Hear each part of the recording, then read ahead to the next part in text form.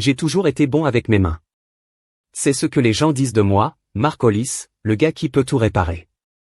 J'ai passé des années en tant qu'entrepreneur en rénovation, à marteler des clous, à couper du bois, à poser des carreaux, le tout avec cette concentration silencieuse qui me maintient stable.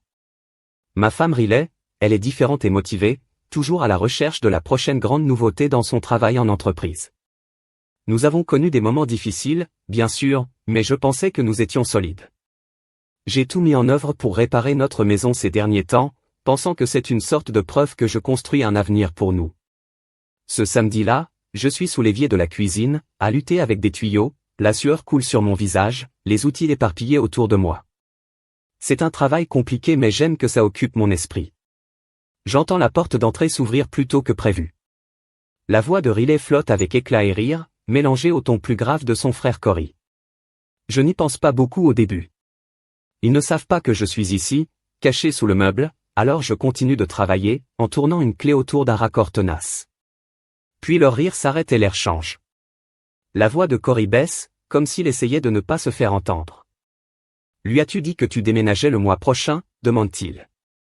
Ma clé se libère à mi-chemin, ma poitrine se serre, mais je ne bouge pas. La réponse de Riley me transperce comme une lame. Pas question que je doive d'abord obtenir ma promotion, puis prendre la moitié des comptes. Ses paroles sont froides, calculées, comme si elles planifiaient un accord commercial, sans démanteler notre vie.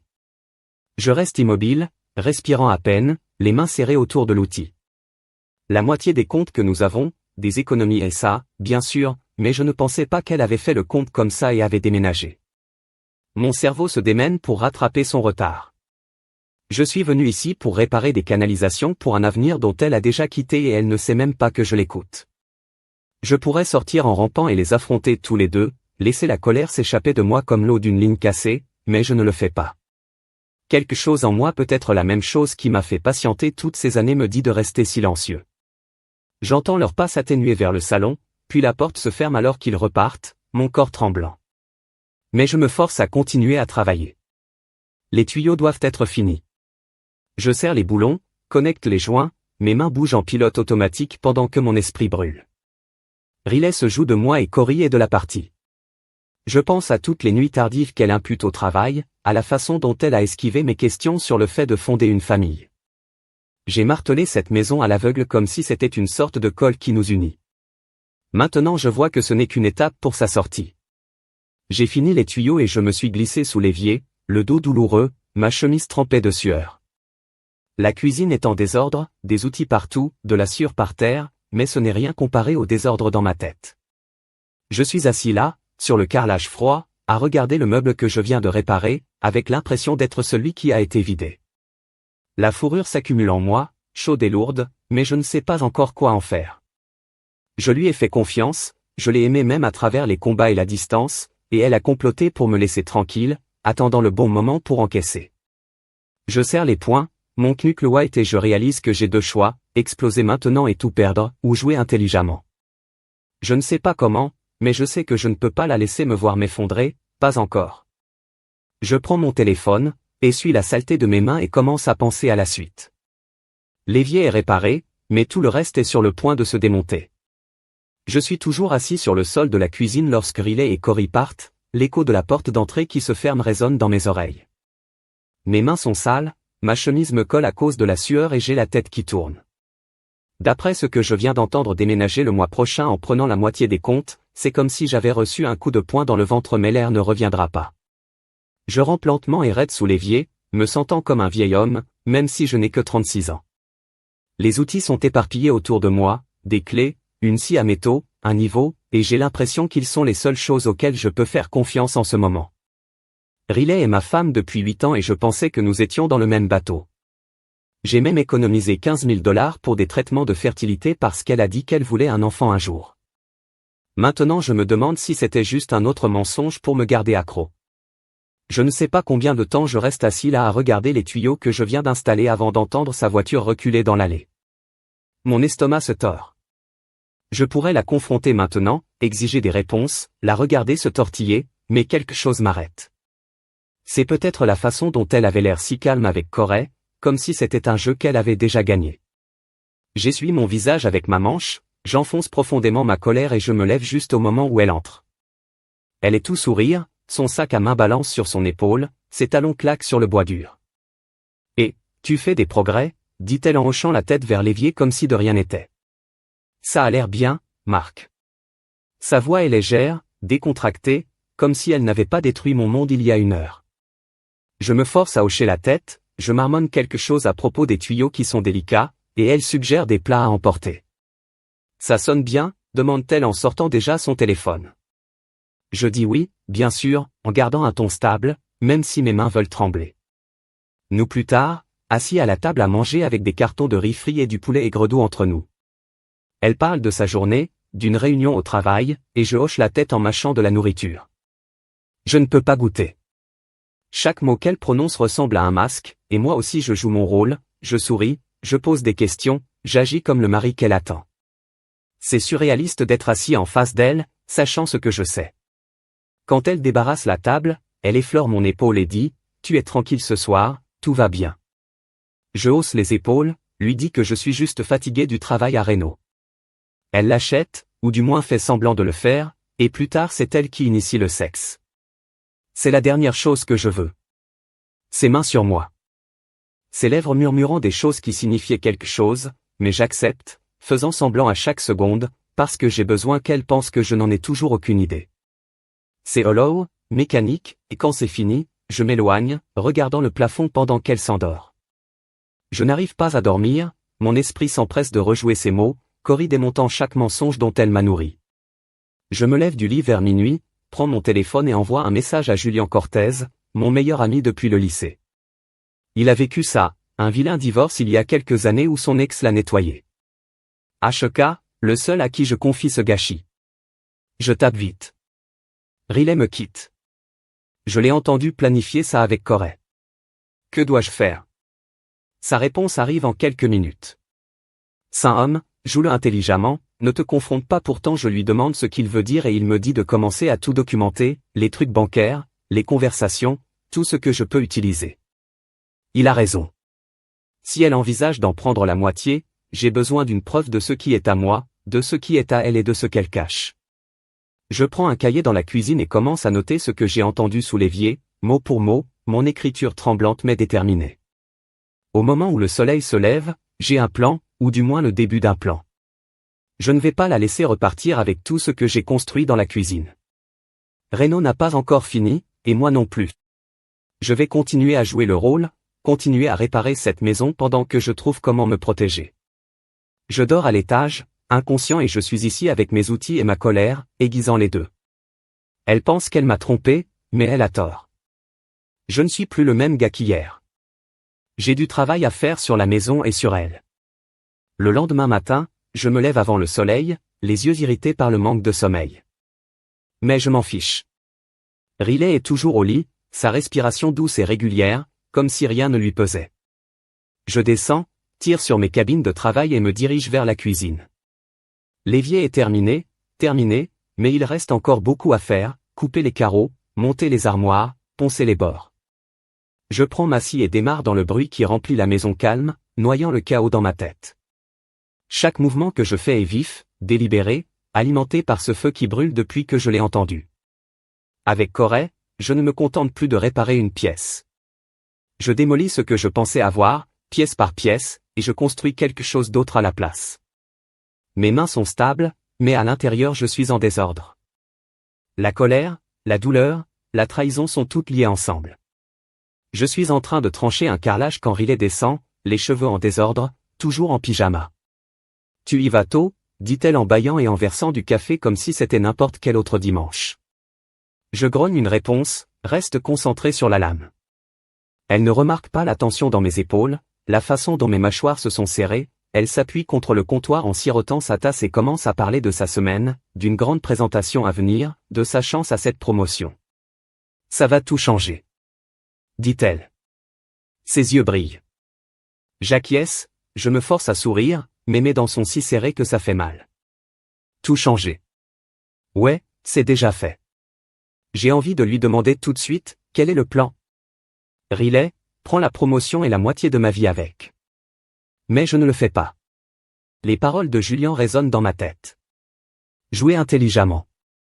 Alors je continue de couper, lui laissant penser que je suis toujours le même vieux Marc, inconscient et complotant. Elle part plus tard et dit qu'elle retrouve un ami pour un brunch. Moi, je ne l'achète pas, mais je ne pousse pas la seconde. Sa voiture est partie. Je laisse tomber les outils et commence à creuser. J'ai notre application bancaire sur mon téléphone et je fais défiler le compte rejoindre. Rien ne semble étrange au premier abord. Puis je vérifie l'ordinateur portable que nous partageons, celui qu'elle utilise pour son travail. Parfois il me faut 1 minute pour deviner son mot de passe, son anniversaire, prévisible, et j'y suis et c'est là que je le trouve, un compte séparé à son nom lié à un email. Je n'ai jamais vu de petits transferts, $50 par-ci, 100 par-là, en remontant des mois. Pas assez pour lever des drapeaux si je ne regardais pas, mais assez pour faire le point. Ma poitrine se serre à nouveau. Elle a siphonné de l'argent pour constituer son fonds d'évasion pendant que je me casse le cul pour épargner pour un enfant dont elle n'a jamais voulu. Je suis sur le point de fermer l'ordinateur portable quand je vois sa conversation professionnelle ouverte, un type nommé Colton, un jeune homme en vogue dans son entreprise. Les messages ne sont pas carrément sales, mais ils sont affectueux.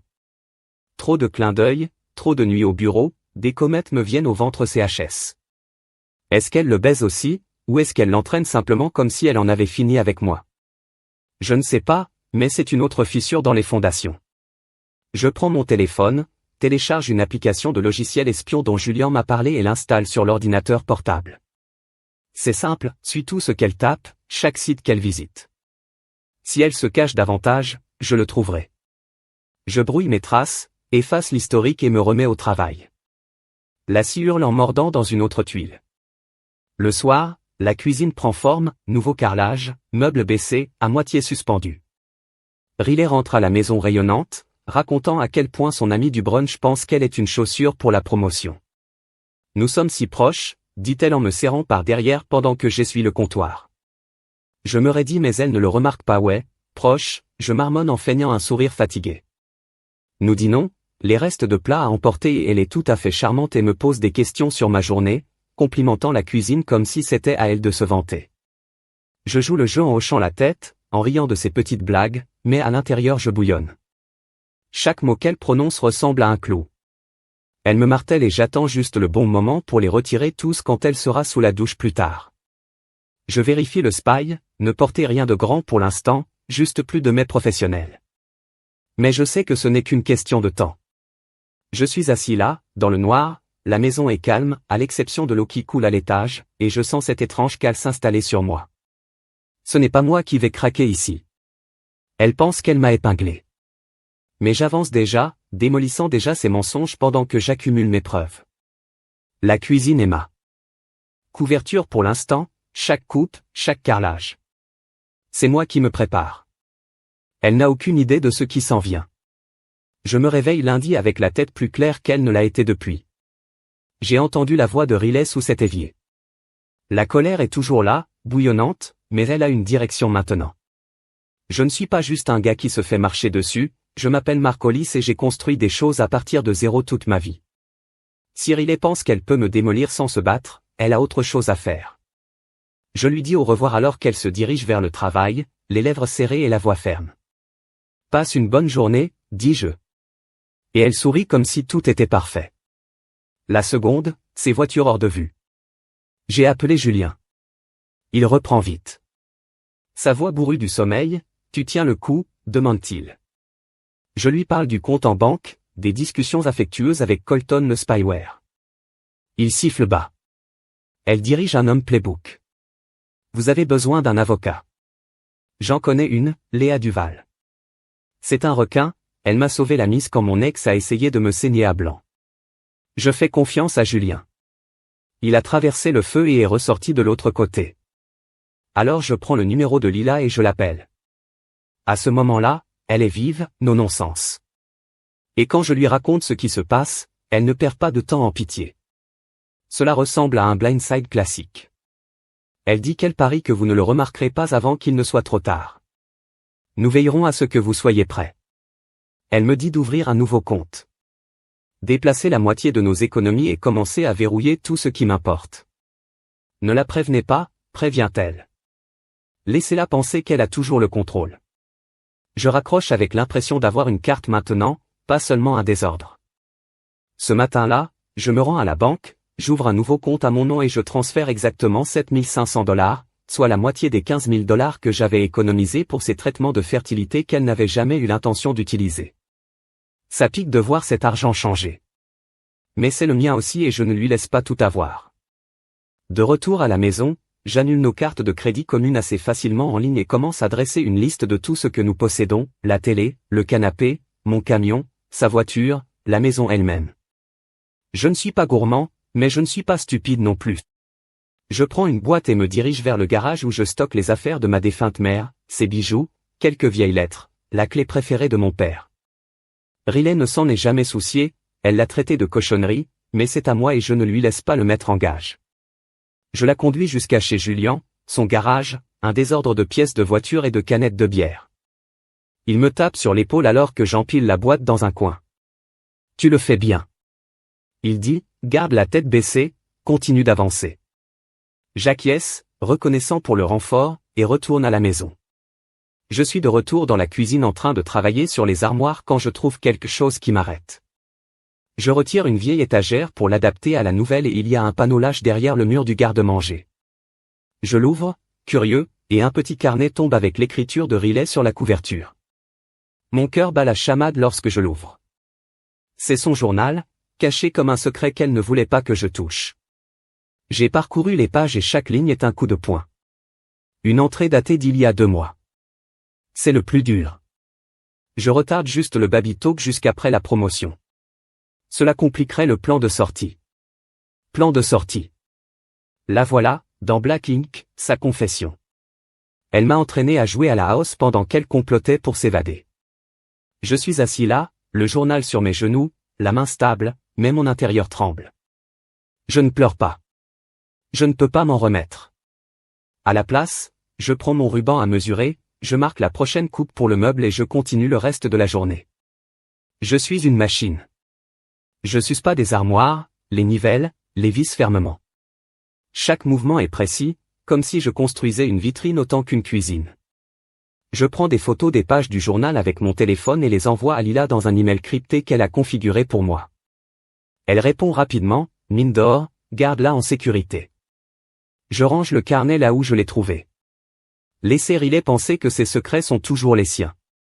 Au moment où elle rentre à la maison, la cuisine a l'air soignée et j'essuie les comptoirs, jouant le rôle du mari fatigué, elle ne fait que des compliments, passant ses doigts sur le bois en disant à quel point elle est fière. Je souris, hoche la tête, lui dis que ça se met en place.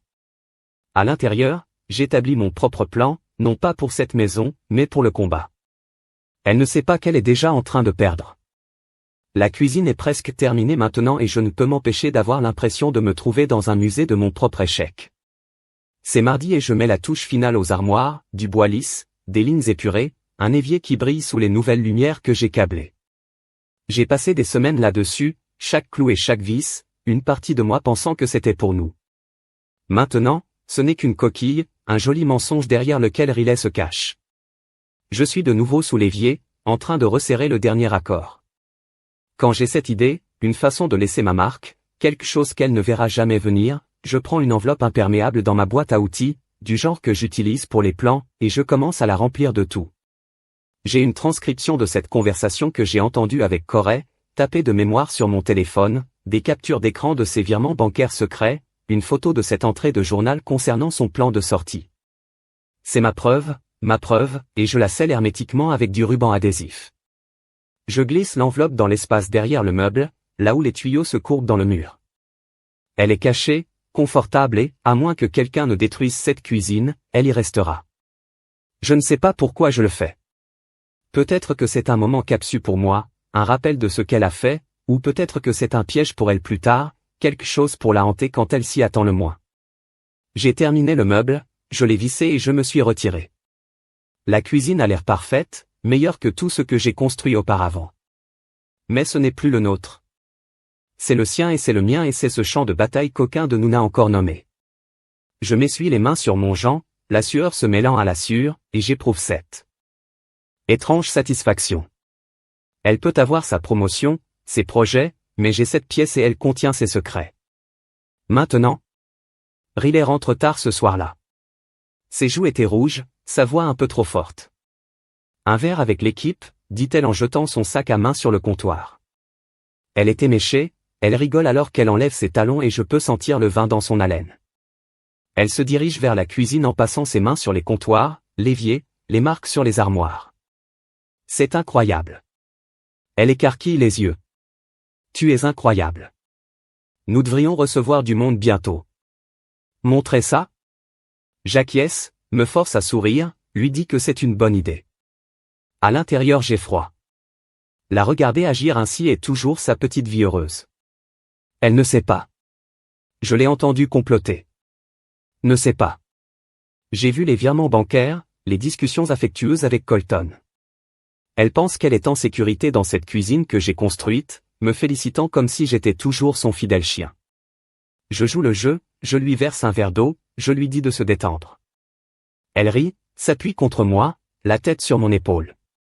Tu es trop gentil avec moi, dit-elle, et il faut tout pour ne pas la repousser. Trop bien, ouais, je réparais cette maison, économisant pour un enfant dont elle n'a jamais voulu. Pendant qu'elle compte les jours pour m'abandonner, je la conduis vers le canapé. Laissez-la parler du travail, de la façon dont son patron l'aime, des promotions dans le sac. J'acquiesce, je murmure, les bonnes choses, mais je pense à cette enveloppe sous l'évier. C'est ma victoire tranquille, et elle n'en a aucune idée. Elle recule en souriant et dit que nous devrions organiser un dîner ce week-end. Cory peut venir, peut-être des amis, demande-t-elle à Corey, son frère, son co-conspirateur. Je dis bien sûr, ça a l'air amusant. Et elle ne perçoit pas le ton de ma voix. Plus tard, quand elle s'est évanouie sur le canapé, je me tiens seul dans la cuisine. Les lumières sont tamisées, la pièce silencieuse. C'est beau, des comptoirs en granit, des armoires blanches, un plancher que j'ai poncé moi-même, mais c'est plein de fantômes. Maintenant, tous nos souvenirs de nous cuisinant ensemble, riant, planifiant, ce ne sont que des mensonges assombris par ce que je sais. Je passe ma main sur l'évier, sachant ce qui est enfoui derrière, et je ressens ce calme sinistre. Elle peut jaillir autant qu'elle veut, organiser ses fêtes, jouer son rôle. Cette cuisine est une scène et je l'ai parfaitement préparée. Elle marche vers sa propre chute et c'est moi qui l'ai construite, pièce par pièce. J'éteins les lumières, je monte à l'étage et m'allonge dans mon lit en regardant le plafond. Le jeu n'est pas encore terminé, mais je suis prêt pour le prochain coup. C'est samedi soir et la cuisine brille sous les nouvelles lumières. J'ai installé des ampoules blanches douces qui font briller le comptoir en granit. Riley est en train de préparer des assiettes et de verser du vin. Faire comme si c'était son grand moment. Elle organise un dîner pour montrer la rénovation et je joue mon rôle. Le mari tranquille en chemise propre remuant une casserole de sauce sur la cuisinière. La maison sent l'ail et les herbes et pendant une seconde, c'est facile de faire semblant que nous sommes toujours une équipe. Mais ensuite Cory entre, son sourire narquois coupant l'air chaud comme un couteau.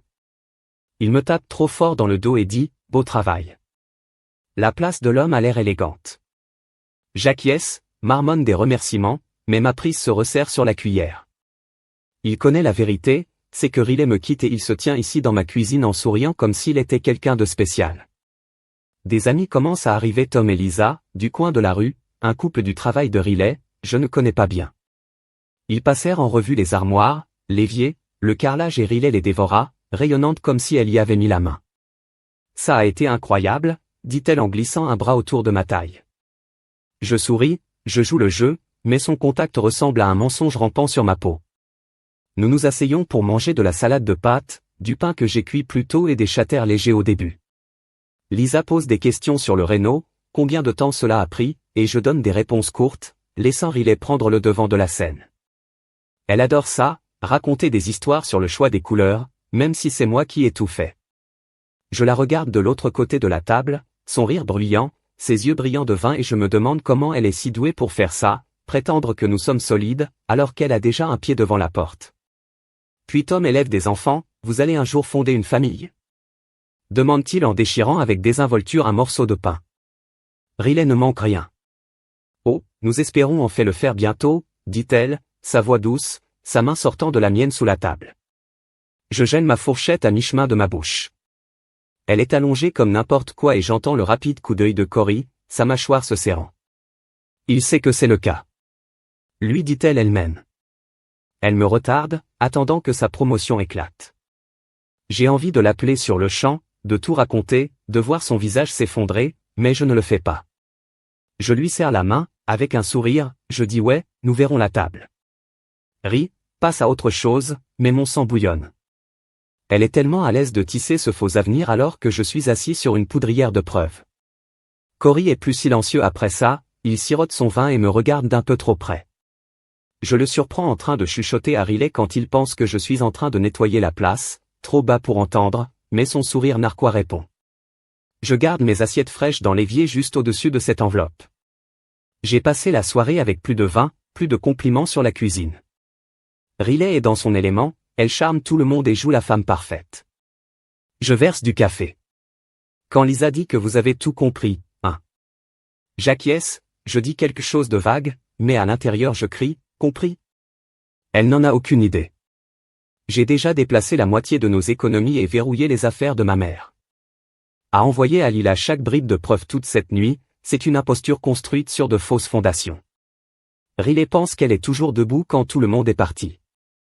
Riley Stipsy, encore une fois, s'appuie sur moi pendant que nous nettoyons. C'était tellement amusant. Insulte-t-elle en m'embrassant sur la joue. Nous sommes une bonne équipe. J'acquiesce, frotte une poêle, garde mon visage vide. Elle trébuche jusqu'au lit et je finis seul. La cuisine est désormais silencieuse, les fantômes sont de retour dans l'ombre. Je vérifie mon téléphone. Les sauvegardes cryptées que j'ai envoyées précédemment, les relevés bancaires, les choix du journal, l'audio que j'ai enregistré de ma mémoire d'elle et de Corey. Tout est là, verrouillé et chargé. Je m'assois à table, les lumières éteintes, regardant la pièce que j'ai construite. Riley pense qu'elle est invincible et organise cette fête comme si elle était intouchable. Elle ne sait pas. J'attends, patiente, la laissant s'élever si haut, les chutes vont la briser. Je ne craque pas encore, pas avant le bon moment. Dimanche matin, ça frappe fort. Une tempête arrive, des nuages sombres s'accumulent au-dessus de la maison comme s'ils étaient prêts à éclater. Je me lève tôt, café à la main, regardant par la fenêtre de la cuisine tandis que les premières gouttes de pluie frappent la vitre. La pièce est encore parfaite après la fête d'hier soir, comptoir propre, évier poli, légère odeur d'ail persistante. Riley est à l'étage, probablement en train de dormir avec le vin, inconscient du grondement du tonnerre qui se rapproche. Je suis calme, bien que plus stable que je ne l'ai été depuis des jours. Aujourd'hui, le jour où je peux le ressentir. Ses parents, Dean et Lauren Brennan, viennent voir la cuisine finie. Ce sont de bonnes personnes de la vieille école et Lauren m'a toujours traité comme son propre fils. Fils. Je redoutais ça, mais maintenant je suis prêt. Les preuves sont alignées, le piège est prêt et Riley est sur le point d'y entrer. Ils arrivent vers midi au moment où la pluie se lève, martelant le toit comme s'il essayait de percer. Dean a sa poignée de main bourrue habituelle. LRA me serre fort dans ses bras, me disant à quel point elle est fière du travail que j'ai accompli. Riley arrive tout sourire, jouant la fille adorée. Nous sommes assis dans la cuisine moi, Riley et ses parents en train de manger des sandwichs. J'ai jeté ensemble. L'orage grondait dehors, les pluies jaillissaient sur les armoires, les carrelages, me demandant comment j'avais fait pour tout ça. Je reste simple, je dis que cela a pris du temps, des efforts. Riley se vante de sa promotion, du fait qu'elle approche à grands pas et de la solidité de son mariage. Elle l'étend sur une couche épaisse, sa main sur mon bras et je hoche la tête le long de mon ventre en me tordant. Dean pose des questions sur son travail. Lauren rayonne et je suis assis là à attendre la bonne fissure pour tout ouvrir. Le tonnerre est bruyant maintenant, fait trembler les fenêtres et je n'en peux plus. Elle est trop à l'aise, trop suffisante, en train de dresser ce portrait de nous. Cela n'a jamais été réel. Je sors mon téléphone. Rester décontracté, comme si je vérifiais un texte. J'ai préparé ce clip audio, moi récitant ce que j'ai entendu sous l'évier, mot pour mot, enregistré tard dans la nuit. Quand la colère ne me laissait pas dormir. J'appuie sur play, j'augmente le volume et ma voix remplit la pièce. Cory demande, lui as-tu dit que tu déménageais le mois prochain? Droit dit non, je dois d'abord obtenir ma promotion. Puis prenez la moitié du compte. La cuisine devient complètement silencieuse, à l'exception de la pluie qui frappe dehors. La fourchette de Lauren résonne dans son assiette. La mâchoire de Dean se ferme, ses yeux se tournent vers Riley. Elle est gelée, son visage pâle, sa bouche ouverte comme si elle avait quelque chose à dire mais qu'elle ne parvenait pas à le trouver. Je ne m'arrête pas là. Je pose le téléphone, sors un dossier que j'avais caché sous la table, des imprimés des virements bancaires, des captures d'écran de ses conversations avec Colton, des photos de cette entrée de journal sur le blocage de la conversation de bébé. J'expose tout, comme n'importe quoi, ma voix ferme. Elle prépare ça depuis des mois. Je dis, déplacer de l'argent, signer un bail pour un appartement, attendre que son gros salaire soit encaissé. Riley bafouille, Marc, qu'est-ce que ce n'est pas? Mais je l'ai interrompu. Tout est là, Riley, toi et Cory complotant pendant que je réparais ce foutu évier. Les yeux de Lorraine sont humides, la main sur la bouche. Dean regarde sa fille comme s'il ne la connaissait pas. Est-ce vrai? Demande-t-il d'une voix basse, dangereuse. Riley essaie de le faire tourner et dit que je déforme les choses. Mais je montre le dossier, je le lis. Je leur dis. Ce sont ces mots, ces chiffres. La pièce est une tempête maintenant, plus bruyante que celle de l'extérieur. Lorraine pleure, se demandant pourquoi Riley a pu faire ça. Dean feuilletait les journaux, son visage devenant de plus en plus rouge à chaque page. Riley se démène en disant que je l'ai espionné, que je suis fou, mais ses parents ne le croient pas. Tu allais le laisser dans le noir. Dean grogne, prend son argent et court. Elle n'a pas de réponse, juste des balbutiements et des larmes. Je me penche en arrière pour le regarder se dérouler, le thunder craquant au-dessus de moi comme s'il m'encourageait. Puis j'ai largué la dernière bombe. J'ai demandé le divorce hier. Pas de pension alimentaire, juste une séparation nette. Les papiers sont chez mon avocat. La tête de Riley se relève brusquement, ses yeux sont fous. Tu ne peux pas. Elle commence, mais je me lève, c'est fini. Riley, tu as construit ça, je viens de le démolir. La pluie tombait toujours. Alors que ses parents sont assis là, stupéfaits, le dossier ouvert entre eux, j'ai dit ma paix, j'ai disposé les décombres et maintenant c'est à elle de faire face. La cuisine est toujours parfaite, mais c'est un cimetière. Maintenant c'est d'elle que réside notre mariage, tout ce que je pensais que nous étions. Je suis prêt à partir. La tempête fait toujours rage dehors, la pluie claque les fenêtres comme si elle essayait de nettoyer le désordre dans la cuisine. Riley est une épave maintenant. Son visage est rouge, sa voix se brise alors qu'elle essaie de se frayer un chemin pour sortir du trou dans lequel je viens de la déposer. Tu inventes ça, Marc. Tu déformes tout. Crie-t-elle en me désignant comme si j'étais le méchant ici. Ses parents, Dean et Lorraine, sont toujours à table, le dossier de preuves étalé devant eux comme une scène de crime. Lorraine essuie ses larmes, secoue la tête, et Dean a ce regard. Une pure déception, du genre qui blesse plus profondément que la colère. Je me tiens près de l'évier, les bras croisés, et je regarde Riley se défaire. Elle ne trompe plus personne et je le vois s'enfoncer, lentement et brutalement. Elle se tourne vers sa mère, la voix haute et désespérée. Il m'espionne, maman. Il est obsédé, il essaie de te monter contre moi. Lorraine ne mord pas. Elle prend la photo du journal de Riley, celle sur l'arrêt du discours de bébé, et ses lèvres tremblent. C'est ton écriture, Riley. Dit-elle, calme mais ferme. Tu as écrit ceci pour expliquer que Riley n'a pas de bonne réponse. Il trébuche juste sur les mots, disant que ce n'est pas à quoi ça ressemble. Dean en a assez. Il ferme le dossier, se lève et la domine. Tu lui as menti, à nous, depuis des mois, en prévoyant de prendre son argent et de le laisser à plat. Sa voix est grave, tremblante de douleur. Riley rétrécit et essaie de toucher son bras mais il s'écarte. Ne craque-t-il pas, explique-le.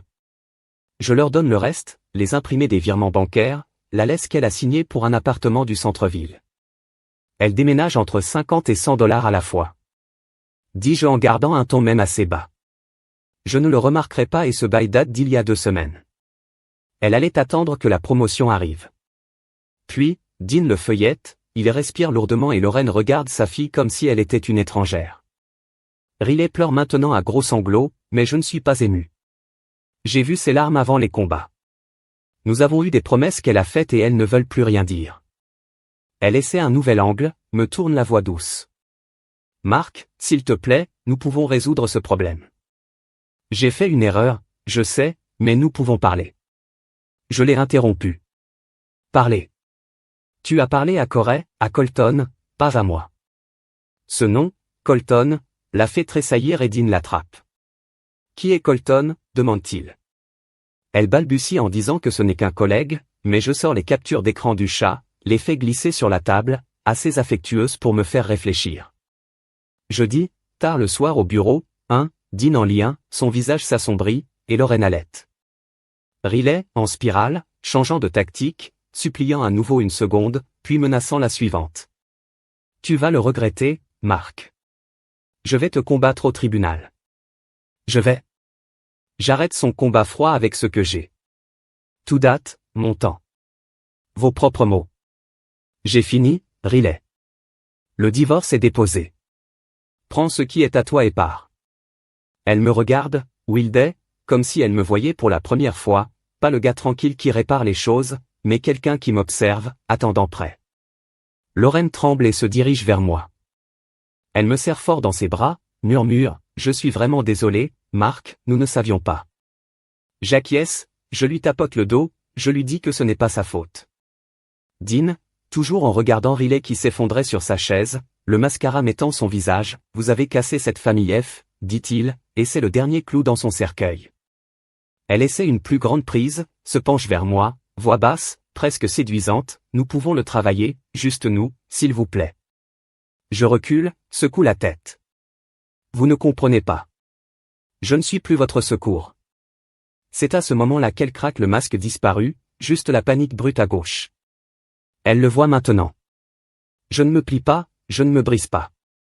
Je me suis reconstruit juste sous son nez et elle n'a plus rien à retenir. Ses parents partent peu de temps après la pluie, promettant de m'appeler Dean, trop stupéfait pour en dire beaucoup. Raleigh est en désordre sur le canapé, sanglotant, mais je ne reste pas à regarder. J'attrape mes clés, ma veste et je me dirige vers la pluie. Il fait froid, m'imprégnant, mais je m'en fiche. La maison est la sienne maintenant, sa cuisine parfaite, ses mensonges vides. Je l'ai craquée grande ouverte, je me suis tout à fait ouverte et je m'éloigne. Julien attend quand j'appelle, dit qu'il a un camion prêt à m'aider à déménager. Je lui dis que je suis sur mon chemin. La tempête se demande toujours, mais je me sens plus légère que moi depuis des mois. La pluie tombe toujours durement. Alors que je m'arrête à la place de Julien, mes camions coulant à travers les flaques d'eau, mes vêtements me collant comme une seconde peau. J'ai laissé Riley à la maison froissée sur le canapé, son monde en morceaux. Après avoir tout présenté pour ses parents. Je ne me sens pas mal, pas après ce qu'elle a fait. Julien attend sous sa lumière du porche, une bière à la main, m'avant fait. Tu ressembles à l'enfer. Il dit, souriant, mais il y a de l'inquiétude dans les yeux que je hausse les épaules, prend la bière qu'il propose et intervient. Sa place est un gâchis, outils dispersés, une moto à moitié fixe dans le coin. Mais il fait chaud, réel, une bouée de sauvetage dont j'ai besoin en ce moment. Nous chargeons mes affaires du camion dans son garage, les bijoux de maman, la clé de papa, quelques vêtements que j'ai attrapés. Ce n'est pas beaucoup mais c'est le mien et c'est ce qui compte. Je lui dis tout comment j'ai joué l'audio, montré à Dean et Lorraine la preuve, regardez Riley s'effondrer. Il écoute, hocha la tête, sirotant sa bière. Vous l'avez manipulé comme un pro, dit-il quand j'ai fini, retient un homme d'armes. Elle ne l'a jamais vu venir. Je me penche contre le mur, la bouteille froide transpirant dans ma main, et laisse ça couler. Il a raison, je n'ai pas crié, je n'ai rien cassé. Je viens de construire mon cas étape par étape et je l'ai laissé la frapper comme un marteau. Julien propose sa chambre d'amis, dit que le réfrigérateur est stocké et je le prends en aucun cas retourner dans cette maison ce soir. Riley est probablement toujours là m'envoyer des SMS et, bien sûr, mon téléphone bourdonne. Je le vérifie, la colère d'abord, vous êtes une marque salaud. Puis la culpabilité, je suis désolé, je ne le pensais pas. Puis désespoir, veuillez rentrer à la maison. Je les ignore tous, je mets le téléphone face vers le bas et je ouvre une autre bière. Nous passons l'après-midi à me déplacer. Les camions de Julien ont battu mes fiables, et nous transportons mes outils, des meubles, tout ce que je peux revendiquer comme le mien. La pluie a ralenti en une bruine, à l'air épais et gris, correspondant au poids dans ma poitrine. De retour à la maison, Riley est parti, probablement à Corrie, et c'est étrange à traverser la cuisine que j'ai construite, sachant que ce n'est plus ma maison. Je prends mes bottes de travail, mon ordinateur portable, quelques livres et je laisse le reste. Les amis commencent à envoyer des SMS. Tom et Lisa ont entendu parler de quelqu'un, veulent savoir si c'est vrai. Je le garde court. Ouais, c'est fini, je vais bien. Quelques autres gars du soutien de mon équipage, vous êtes un homme légende. Elle ne vous méritait pas. C'est bien, mais je ne m'attarde pas dessus, je dois continuer à bouger. Dean appelle plus tard, sa voix lourde, Marc, je ne sais pas quoi dire. Lorraine est en désordre. Nous sommes là pour vous, fils. Je leur dis que je l'apprécie, que je vais bien. Lorraine se met à pleurer, disant qu'elle avait honte de Riley, que je ne méritais pas cela. Je la rassure, dis que ce n'est pas sur eux et raccrochez-vous en se sentant un peu plus stable. Ce ne sont plus mes beaux-parents, mais ils sont toujours de la famille en quelque sorte. Riley n'a jamais été des blagues de Julien alors que nous déchargeons chez lui, me gardant à la terre. Tu es libre maintenant, mec. Plus de balles et de chaînes. Je ris pour la première fois dans les jours et ça fait du bien comme secouer la poussière. Les documents de divorce de Léla sont finalisés, déposés auprès du tribunal aujourd'hui. C'est une machine, précise et rapide et je suis reconnaissant. La promotion de Riley est en ligne sur LinkedIn le même après-midi. Je le vois quand je vérifie mon téléphone, son visage souriant à côté du cadre supérieur, donc excité que c'est presque drôle. Le timing, elle a sa victoire et j'ai le mien. Je sais ses cas sur le lit des invités de Julien cette nuit-là. La pièce petite mais calme, pas de fantômes qui se cachent dans les coins. Mon téléphone est éteint, le monde s'est exclu et je dors dur. Pas de rêve, juste des ténèbres. Le lendemain matin, je me lève tôt, le café et je commence à chercher un endroit, quelque chose de simple, le mien seul. Julien traverse les listes avec moi, montrant des tâches près des montagnes, plus près des emplois que je retire de la ville. Riley est lié à midi. J'ai une avance, une petite maison, une maison rugueuse sur les bords, mais je peux le réparer. C'est un début, une ardoise propre. Les débris de mon ancienne vie sont toujours installés, les textes de Riley, les chuchotements des amis, mais je n'y suis pas enterré. Je respire, prêt à le balayer. Julien me frappe dans le dos, dit que vous l'avez, et pour la première fois je le crois. La poussière est épaisse mais je la nettoie déjà. Cela fait 3 semaines que je ne suis pas sorti de cette maison et je me tiens dans l'allée de mon nouvel endroit, une petite maison altérée plus près des montagnes que la ville. L'air est croustillant, sentant du pain et de la terre, loin de l'étalement de la banlieue que Riley aimait. J'ai signé le bail hier, un contrat d'1 an, et aujourd'hui je déménage. L'endroit n'est pas beaucoup de peinture épluchante, un porche grinçant, un garage plus de rouille que de structure. Mais c'est à moi et ça suffit. Julien est avec moi, son camion chargé de mes affaires, faisant des blagues sur la façon dont je vais transformer ce dépotoir en palais. Je ris, transporte une boîte d'outils à l'intérieur et je sens ce secours silencieux s'installer sur moi. Plus d'espace partagé, plus de mensonges se cachant dans les murs, juste moi, mon travail et une chance de recommencer. La maison est nue, les planchers en bois gratté, les murs se sont fanés jaunes. Mais je vois un potentiel. Je dépose ma boîte à outils dans le salon, commence à déballer et je laisse mon esprit errer. Ces dernières semaines ont été floues, rester avec Julien, esquiver les appels de Riley, laisser Léla gérer le divorce. C'est bien, fin maintenant. Papier signé, pas de pension alimentaire, une pause propre. Elle a gardé la maison, ou ce qui reste. J'ai entendu à travers Tom qu'elle le vend. Ne pouvait probablement pas supporter la cuisine en sachant ce que j'en ai enterré. Je m'en fiche. J'ai mes économies, mon camion, mes outils et c'est tout ce dont j'ai besoin. Julien se traîne sur une chaise, saisissant les escaliers et je lui dis de quitter les gémissements, il sourit, dit que tu es trop calme, mec. La plupart des gars sont une épave après cela. Je hausse les épaules. Peut-être que je devrais l'être, mais je ne le suis pas. J'ai fini. Avec le recul, je passe l'après-midi dans le garage à déchirer les vieilles étagères, balayant la poussière. C'est un gâchis tandis que des taches de béton fissurées. Mais j'ai des plans. Je veux un studio ici, un espace pour des projets personnels, peut-être des meubles personnalisés ou une petite réna sur le côté. J'attrape mon marteau, je commence les ongles en vrac et le rythme est bon, stable, le mien. Les montagnes se profilent à l'extérieur, sombres, contre le ciel, et je me fais une pause pour les regarder. C'est ce dont j'avais besoin, de l'espace, un terrain calme en qui je peux faire confiance. Le monde de Riley était tout le bruit et les jeux et j'étais trop aveugle pour le voir. Maintenant, je construis quelque chose de réel, quelque chose que je contrôle. J'ai fini les étagères, balayer à nouveau et le soir, le garage a l'air à mi-chemin. Je casse une bière, je m'assois sur le porche et je laisse la journée à entrer. Le lendemain matin, je me lève tôt, le café se préparant dans un pot que j'ai apporté de Julien. J'ai un travail aligné sur un pont, à 20 minutes, et ça fait du bien d'avoir du travail, un but. Je charge mon camion, je passe la journée à mesurer, à couper, à marteler le client, un gars plus âgé qui aime discuter, et je suis poli mais concentré. De retour à la maison, je cuisine un simple dîner, steak pommes de terre, et mange sur le porche la nuit, couler mon téléphone bourdonne, Lorraine cette fois, l'enregistrement. Elle a appelé chaque semaine, inquiet, et je lui dis, je suis très en train de m'installer. Vous méritez mieux, Marc. Elle dit la voix douce. Je la remercie. Raccrocher et regarder les étoiles, check à droite et j'y arrive. Une semaine plus tard, je retourne d'une course d'approvisionnement. Quand je passe la vieille maison, il y a un panneau à vendre. La cour envahie, fenêtre, sombre.